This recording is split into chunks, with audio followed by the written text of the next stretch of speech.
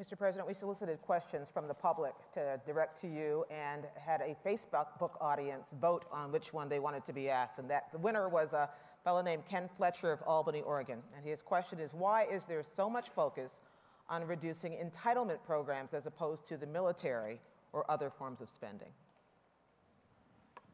Well, for the same reason Willie Sutton robbed banks.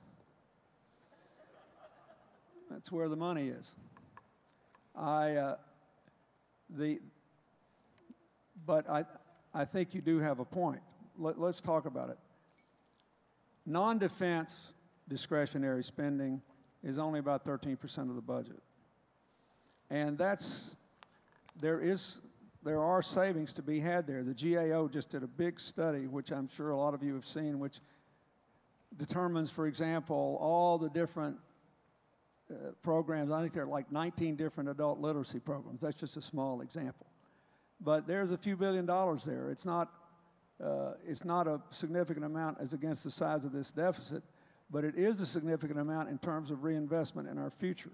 I personally, if it were me, I personally would favor looking at that study, implementing all the things as we did under Al Gore's Reinventing Government plan, which saved $136 billion over a 10-year period. And I'd like to see that money reinvested in non-defense discretionary spending that's future-oriented, in green technologies and bringing back manufacturing and biotechnology, in a reauthorization and expansion of the new market initiatives, which rewards investments in relatively poor areas in America. That's what I think should be done there. There is money there, but it's not dramatic.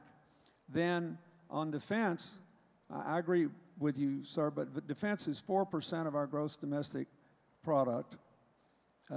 Medical spending is 17.2%, and almost half of that is government insurance of some kind or another. So there's just a lot more money in health care. Also, on Social Security, it was meant to be self-sustaining, and with the retirement of the baby boomers, it won't be anymore.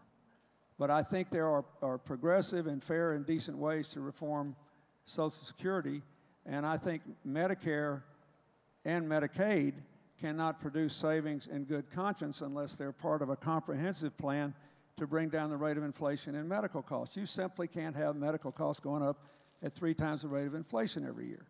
And you can't justify America spending 17.2%, Canada being the next highest rich country at 10.5%, Germany and France always ranked first and second for overall outcomes at 10%, and America ranking somewhere in the high 20s to 30 in the overall effectiveness of our health system. Everybody just assumes we can't do anything about this.